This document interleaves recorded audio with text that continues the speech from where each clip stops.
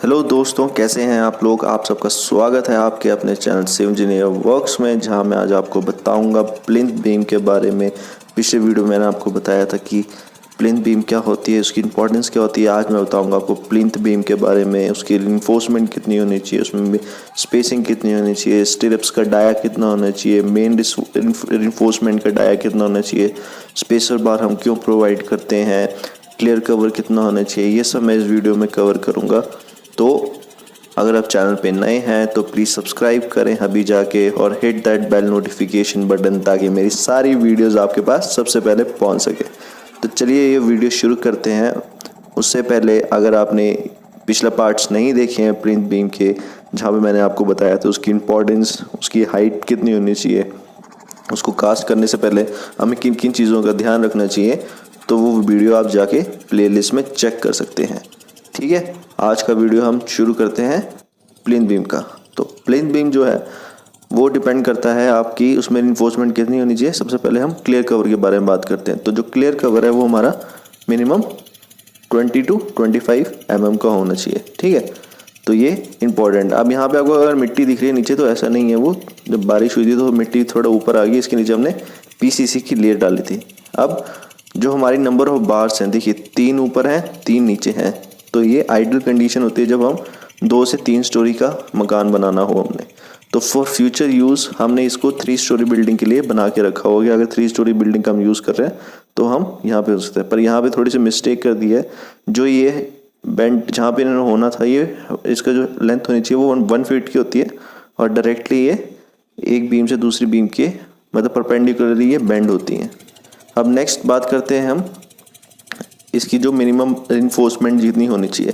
तो minimum reinforcement जो होनी चाहिए वो 12 mm की होनी चाहिए। ठीक है, साइड में आप 12 mm डाल सकते हो और बीच में आप 16 mm भी डाल सकते हो। जैसे यहाँ पे साइड में 12 mm डाला और बीच में 16 mm डाला हुआ है। ठीक है, तो ये स्पेसर बार हमने यूज़ किया है L/4 ताकि जो भी हमारी शेयर बनता है वो रजिस्ट कर सके। और रही बात कॉलम की, तो कॉलम में हमने मिनिमम 12 mm यूज़ किया है और मैक्सिमम 16 mm का।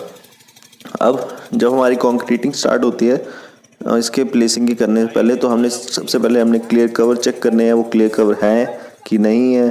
ठीक है, जो वाइब्रेटर का यूज़ कर रहे हैं तो हमने क्या थोड़ा 5 से 10 सेकंड का यूज़ करना, उसके बाद एक जगह से उसको करने देना ताकि उसमें सेग्रीगेशन और ब्लीडिंग ना हो सके। और अकॉर्डिंग टू IS जब भी हम कंक्रीटिंग पोर कर रहे हैं, तो जब गिरा रहे हैं तो मैक्सिमम हाइट कितनी होनी चाहिए, 150 सेंटीमीटर या फिर 1.5 मीटर्स। इसकी ज़्यादा ऊंचाई से ऊपर नहीं गिराना है। तो जैसे यहाँ पे ये सीमेंट गिरा रहे हैं तो ये कमर के नीचे से गिराना चाहिए, मतलब कमर के नीचे से इनको पोर करना चाहिए। ठीक है, ऊपर से फेंकना नहीं चाहिए। सर की हाइट से फेंकेंगे तो उससे सेग्रीगेशन हो सकती है, इसलिए हम वाइब्रेटर का यूज़ भी करते हैं ताकि सेग्रीगेशन कम से कम हो। और जो कॉन्क्रीट है वो जैसे हैविली रिइंफोर्स्ड एरिया जहाँ पे हाथ नहीं पहुँच सकता या फिर डायरेक्टली से नहीं पहुँच सकता, तो हम वहाँ पे वाइब्रेटर का यूज़ करते हैं। ठीक है, तो ये सब कास्ट करने से पहले हमें क्लियर कवर देखना है, मिनिमम स्पेसर बार देखनी है कितनी देनी है, स्टिरप्स का डिस्टेंस है। अब स्टिरप्स के डिस्टेंस मैं आपको बताता हूँ कि कैसे करना है। ठीक है, तो जब कंक्रीटिंग आपकी चल रही है साथ साथ में, तो अब मैं उसको साथ में बताता हूँ। जो मिनिमम डिस्टेंस स्पेसिंग का होना चाहिए वो 6 इंचज होना चाहिए। ठीक है, स्पोर्ट्स में आप 4 इंच तक भी ले सकते हो, बट जो मैक्सिमम डिस्टेंस आप दोगे वो 6 इंच से ज़्यादा नहीं होना चाहिए। ठीक है, ये आइडियल कंडीशन है फॉर हमारी प्लिंथ बीम के बारे में। ठीक है, तो यहाँ पे हम यही चीज़ चेक करेंगे कि साइड पे ये चीज़ फॉलो हो रही है कि नहीं फॉलो हो रही है, किस तरह से कंक्रीटिंग का प्रोसेस हो रहा है। जैसे यहाँ पे आप देख रहे हो, अगर वो शटरिंग सही से बांधी नहीं है, प्लेट्स का यूज़ नहीं किया, तो हमारा कंक्रीट जो गैप्स है वहाँ से जगह बना के लीक हो सकता है। तो ये सब चीज़ें हमें चेक करनी है। ठीक है, अब यहाँ पे आप देखो, यहाँ पे फट्टों का यूज़ किया, तो आप मुझे ये बताइए ईंट का ये जो यूज़ किया हुआ है क्या ये सही किया है।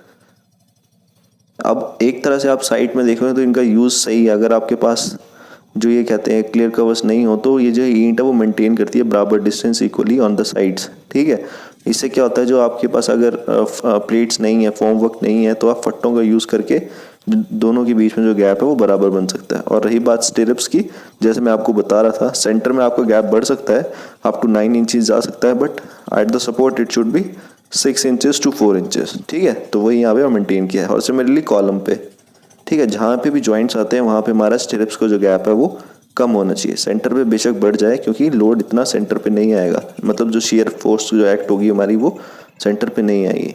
देखिए यहाँ पे हमने प्लिंथ बीम कास्ट की हुई है, तो सबसे पहले हमने यहाँ पे इसको वाइब्रेटर का यूज़ किया, उसके बाद हमने ट्रॉवल से और ट्रॉवल से हमने इसको प्लेन किया, फिर फ्लोटिंग मटेरियल से इसकी नॉर्मल इसको बिठाया, प्लेन किया और लास्ट में फिनिशिंग दी है। ठीक है, और इसको हटाने के डेज कितने होते हैं, कब हटा सकते हैं, तो जो कॉलम और प्लिंथ बीम होते हैं वो विद इन 24 to 48 आवर्स आप उसकी शटरिंग जो हटा सकते हैं। ठीक है, अब डायमेंशंस की बात कर लेते हैं हम।